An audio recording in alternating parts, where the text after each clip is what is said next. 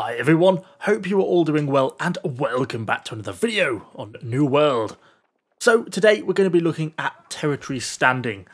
I've just been saving up a few of my territory standing cards over here in Weaver's Fen and a little bit in Brightwood as well, so we can all kind of have a little bit of a look at them together and talk through a few of the cards, kind of what might be good cards, what are bad cards and what should really just be absolutely avoided. It's also worth a little bit talking about how different cards can kind of have different uses in different territories. And so we'll kind of cover that a little bit as well, because what might be useful down here in Everfall isn't necessarily the same as what's going to be useful over in Ebonscale Reach, because you're going to be using the different regions for different things as such. But anyway, let's go straight in with Weaver's Fen then and see what cards we get. Well, initially, because of our leveling requirement, is going to give us the option to get a house, which I think opens up at level 10. But putting that one aside, we've got a few options available to us. So it's giving us a station fee, so crafting fee, trading tax, or increased storage. Actually, three really good cards. I almost want to take them all. So crafting fee, let's take this one first. In Weaver's Fen, how useful is crafting fee likely to be? Well, I'm probably not going to be doing tremendous amount of crafting in Weaver's Fen. I've got all my equipment and stuff, a lot of my stuff is in Everfall. I could be doing a little bit, but probably not. Trading, again, actually in reality the bulk of my trading is done in Everfall, so in reality having more storage space, because I'm already starting to run out of storage space in the different regions, is probably going to actually be the most useful one to take here. Beyond that, we get a few more options. So there's territory standing gain, another crafting fee, or gathering speed. So to talk through territory standing gain, so this is increasing the rate at which you gain territory standing. Because if we just pop back out of this, you'll see that, say, a level 1 region only requires 150 experience in Morningdale to go from 0 to 1. Yet now in Weaver's Fen, it's going to take me 3,300. So it escalates. My point.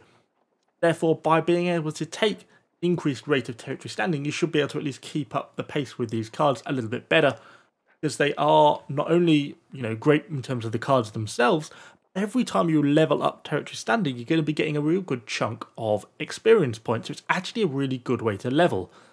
It's the principal way of why running portals works so well, because actually it's the standing gain, the territory standing gain, that really gives you the experience, not the closing of the portal.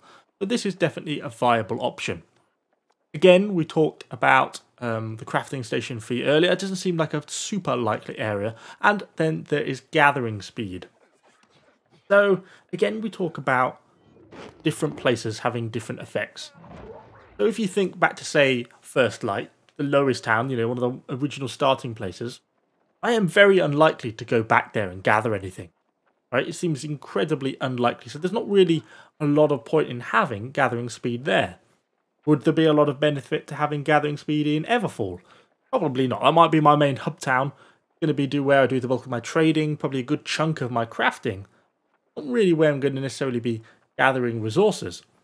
But if, for example, we go and look down, say, somewhere like Ebonscale Reach, maybe up on Morningdale, these are areas where, once you get to the end game, these are where some of the key resources are going to be. Orichalcum's going to be in these regions. Going to be plenty of silk weave. And these are going to be the resources that you need. So all of a sudden, yeah, gathering speed makes a lot more sense in these regions than it does in some of the more central regions. And you have to consider that we are looking at this from the point of view of the end game. We're not necessarily looking at it for now, but we're looking at it for the end game.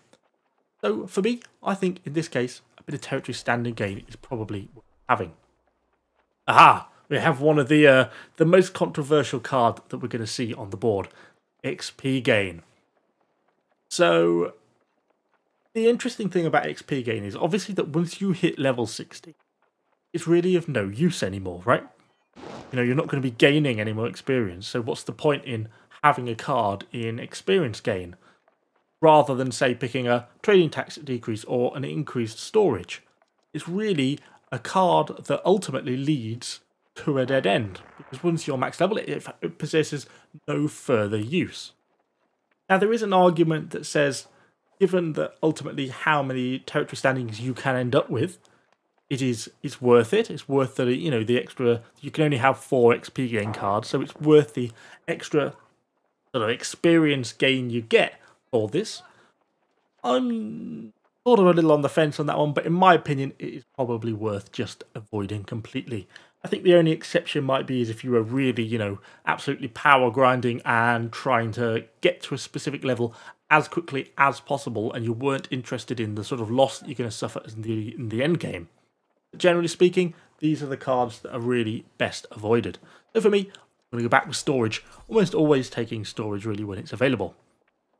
So again here, because we're in Weaver's Fen, I think I'll probably go in territory standing. Another one of the XP to gain to avoid, so that's going to lead me down to a storage.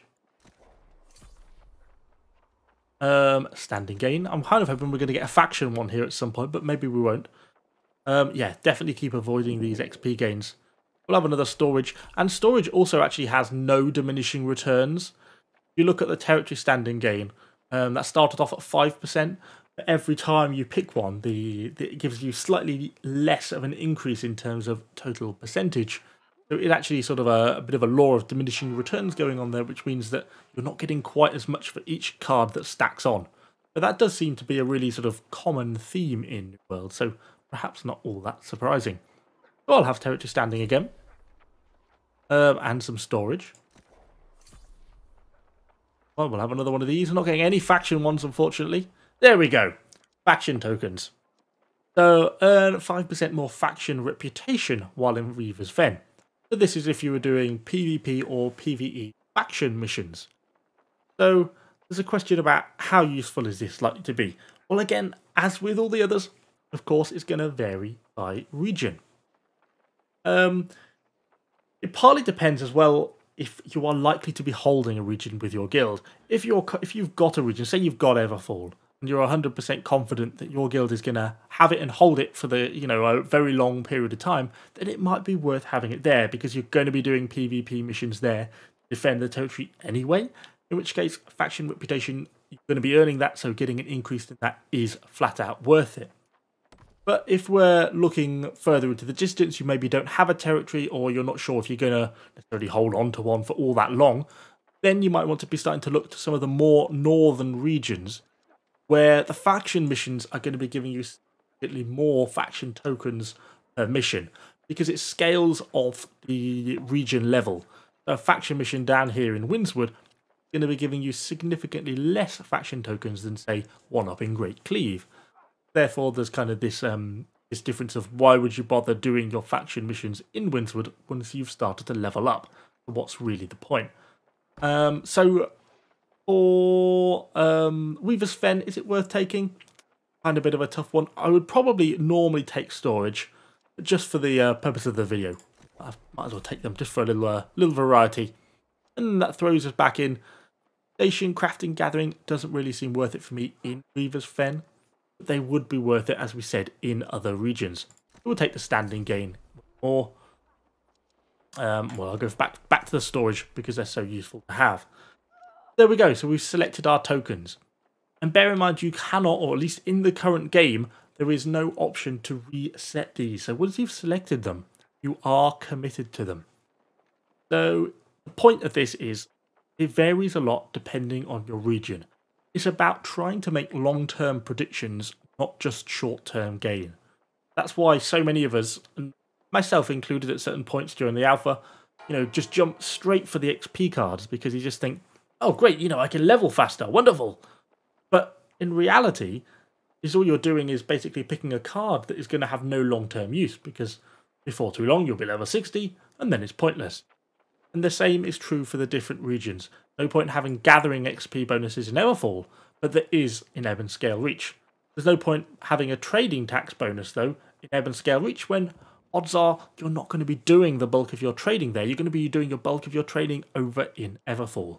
So it's just trying to think a little bit ahead. Where's your hub town? Where are your core gathering sites going to be in the late game? Things like that, where you're going to be doing your faction missions. Does your guild own any territory? And where's that going to be? Are you likely going to be always trying to hold or contest that territory? Because that will make a difference to where you are. Also, some property trading tax ones, which I don't think actually came up, probably because we've not brought a territory then yet. I generally would avoid the property tax ones unless, again, you've got a house in that area and you're going to be holding that as a territory and holding that house in the area for a long time. So yeah, hopefully that gives you at least a bit of an idea of what I'm thinking about when I'm looking at the territory standing cards. Anyway, that was a far more waffly video than I intended. Hopefully it was enjoyable all the same. Do let me know any questions you've got in the comments down below. And of course, subscribe to the channel for a lot more New World content. Almost said Conquest Blade. A lot more New World content. Thanks for watching, guys. I'll see you all on the next one.